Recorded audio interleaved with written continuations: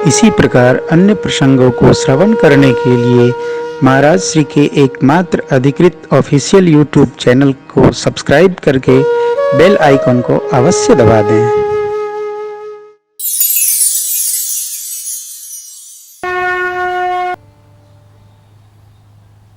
भगवान बहुत भावन माँ भगवती पार्वती जी को कथा सुनाना प्रारंभ करेंगे।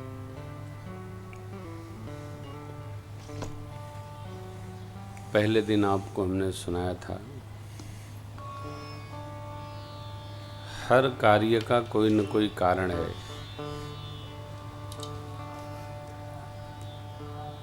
राम जी की कथा भी प्रारंभ भई तो इसका कोई न कोई कारण है। क्या कारण है? तीर्थराज प्रयाग में याज्ञवल्क्य जी से भरद्वाज जी प्रश्न करते हैं, राम जी कौन है जिसका सब भजन करते हैं?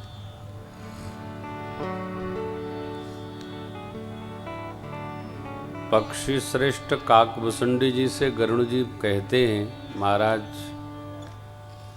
वह कथा हमको सुनाइए जिसके स्थान पर आते ही हमारा रोग मोह भ्रम दुख सब नष्ट हो गया। यह कौन कथा है? माँ भगवती पूछते हैं, वेद पुराण जिनका गान करते हैं,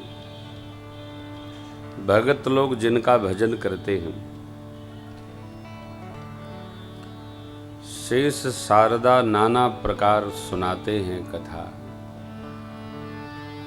परमार्थी ऋषि मुनि लोग जिनका तत्वतः चिंतन करते हैं। बाबा मेरा प्रश्न है, ये राम जी कौन है जिनका आप भी दिन रात स्मरण करते? कोई आदमी कोई जीव बिना लाभ के कोई काम नहीं करता, चाहे मैं हूं, चाहे आप हैं, चाहे मेरे साथ घूमने वाले साथी लोग हैं, बिना लाभ के कोई कहीं जाता वाता नहीं है। अब इसमें दो प्रकार है, एक है जगत लाभ, दूसरा है परम लाभ। संसारी जीव संसार के सुख को लाभ मानता है, लेकिन जो परमार्थी जीव है वो परमार्थ स्वरूप भगवान के भजन को लाभ मानता है।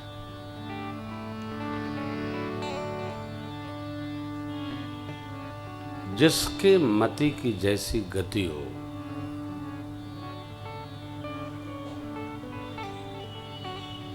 सामान्यतया लोग भगवान के श्री मंदिर दर्शन करने नहीं जाते, सामान्यतया, लेकिन जो भक्त होते हैं उनको बिना दर्शन के चैन नहीं आता, दर्शन करेंगे ही करेंगे। सामान्य व्यक्ति जो नहीं करता है, एक असामान्य जीव जो भगवान का प्रिय है वो मिलता ही है, भगवान से मिलता ही है।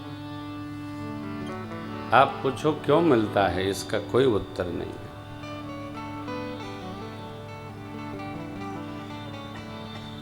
हम लोग थोड़ा भी समय मिलता है तो अयोध्या जी चले जाते हैं।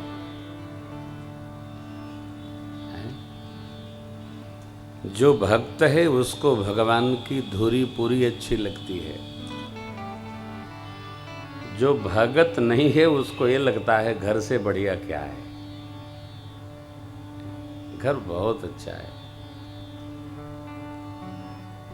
इस पर मैं आपसे निवेदन करूं, घर बहुत अच्छा है, लेकिन ये घर कब तक अपना है? सोचो ना आप। जिस संसार में हमारी इतनी ममता है, यह संसार हमको अपने साथ अथवा हम उसके साथ कब तक?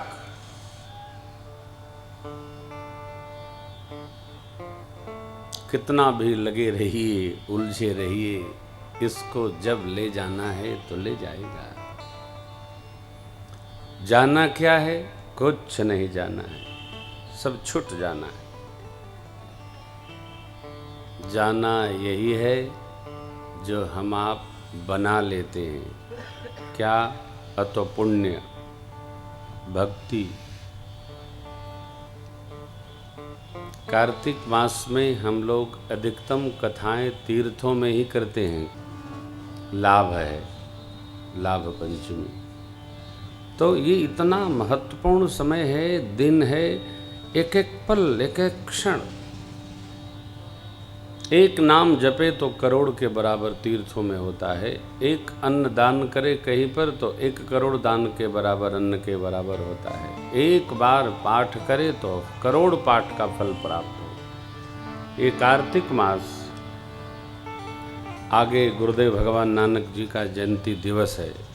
कितना पुण्यशाली कार्तिक मास है। कार्तिक पूर्णिमा, कार्तिक मास के समापन पर श्रीधाम अयोध्या जी में करोड़ों लोग आके सरजू मैया की डुबकी लगा के अक्षय नवमी से लेकर और एकादशी पूर्णिमा तक परिक्रमा ही लगाते रहते हैं श्रीधाम अयोध्या जी की। इधर वृंदावन पुष्कर राज में, काशी जी में कितनी महिमा का ये क्या है? यही हमारी वास्तविक प्रॉपर्टी है। देखिए, हमारे आपके चिंतन में थोड़ा अंतर हो सकता है। आप भी तो भक्त हैं। हमारा सीधा मानना है वह अपना धन है जो हमारे पास था और हमारे साथ जाएगा। ये अपना धन है। क्या था? तो कोई पुण्य किया तो मनुष्य का तन मिला। मनुष्य के तन में कोई पुण्य ऐसा कर लें कि यह मानव जीवन हमको बार बार मिलता रहे और किसी भागवत भक्त के घर में हमारा जन्म हो। कलियुगी के घर में जन्म न हो जाए। ये हम अकेले भजन करें और पूरा परिवार लंका कांड करे। भजन इसलिए करना चाहिए, भगवान का स्मरण इसलिए करना चाहिए कि भगवान जब देखते हैं तो उचित स्थान प्रदान कर दे। जाओ भजो, भजो, भजते रहो। तो माँ का प्रश्न बहुत अद्भुत है।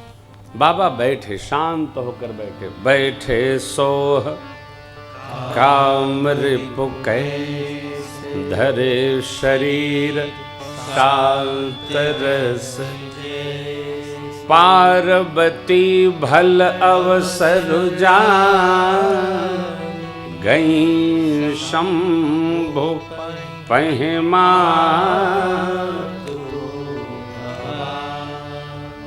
माँ पार्वती भगवान शिव के पास गईं। क्यों गईं? यह जानकर कि अब ये भजन में लग रहे हैं तो मैं भी थोड़ा भजन कर लूं। आप यहाँ इतने लोग बैठे हैं, सबके चित्त की अलग अलग गति है। सबके मति की अलग अलग गति है। सबके मन की अलग अलग स्थिति है। बहुत कठिन है।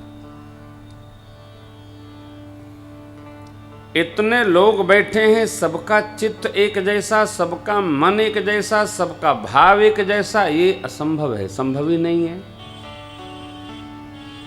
सबका अलग अलग भाव है, स्वभाव है, चित्त है, मन है। बैठे सब एक साथ हैं। एक साथ बैठने का अर्थ ये नहीं कि हमारा आपका मन एक जैसा है। देखिए, मनुष्य का स्वभाव अलग हो, मन अलग हो, हृदय की गति अलग हो, मति की गति अलग हो, परंतु सोच यदि एक जैसी है तो जीवन बहुत हल्का होकर के जिया जा सकता है। सोच एक हो।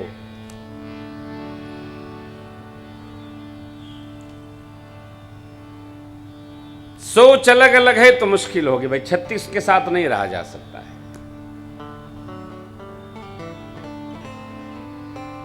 और सोच एक होना कोई कठिन नहीं है। सोच एक जैसी हो सकती है। शिव जी का भजन करना माता जी को बहुत अच्छा लगता है। तो माँ ने पूछा कि आप जिनका भजन करते हैं ये राम जी कौन हैं? जिस व्यक्ति और वस्तु के बारे में हम जान जाते हैं उसके भाव स्वभाव को जानकर हमारा प्रेम स्वतः जग जाता है।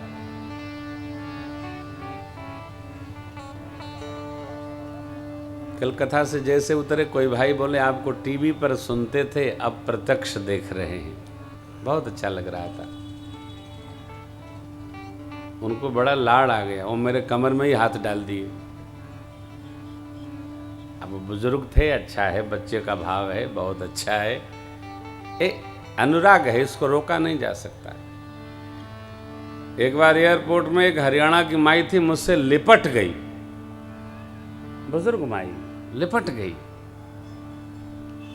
तो मैंने कहा आपको पहचाना नहीं? बोले टीबी में। हमने कहा अच्छी बात है, अच्छी। मैं समझ गया ये श्रोता है, इनका अनुराग बढ़ गया है। जिसके बारे में हम सुनते हैं उससे हमारा प्रेम स्वतः स्फूर्त बढ़ जाता है।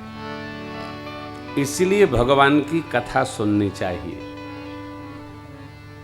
सबका प्रेम अपने अपने जैसा है, सबका प्रेम एक जैसा संभव नहीं है, नहीं संभव है। प्रेम वो भी है, प्रेम ये भी है, लेकिन एक जैसा कैसे हो? ये तो भाई जब एक परिवार में एक मन नहीं होता है, फिर भी सब लोग रहते हैं, सबकी सोच अलग अलग है, सबके कार्य करने का ढंग अलग अलग है, फिर भी रहते हैं। मां की प्रश्नावली सुनकर भोले बाबा गदगद हो गए, प्रसन्न हो गए। क्यों? इसलिए कि पिछली बार तो प्रश्न करता थी, अब इस बार भगवान के बारे में जानना चाहती। मां ने कहा भी है, तब कर अस विमोह मोहि नाहि, राम कथा पर रुचि मन, कहु पुनीत राम गुण गान, भुजग राज भूषण। पिछला विमोह जो सती स्वरूप में था मेरे को अब नहीं है। मैं सभी कथाओं में सबसे यही प्रार्थना करता हूं, मन को चतुराई में न लगाया जाए, बहुत गणित नहीं लगाते रहना चाहिए, क्योंकि मन में बहुत गणित रही तो और कुछ तो छूटेगा, लेकिन मन जन्म जन्मांतर हमारे आपके साथ चलता है, ये चलायमान है, ये चलेगा। ये 5 तत्व का शरीर नहीं चलेगा, पुण्य के द्वारा निर्मित एक सूक्ष्म शरीर चलेगा, लेकिन मन यही वाला तब भी चलेगा। इसलिए कबीर बाबा ने तो सीधा सीधा कह दिया, मन को संभारो, ज्यादा हलचल न करो, ज्यादा चतुराई न करो। इनको ठग लिया, उनसे निपटा लिया, उनका झपट लिया, अरे आए तो थे हमको ठगने, मैंने ही ठग दिया, अरे कोई सत्कर्म कर दिया क्या है? ये जो होता है सब खटपट मन से होता है। इसलिए कबीर बाबा कहते हैं इस मन को शांत रखो, एकदम शांत रखो।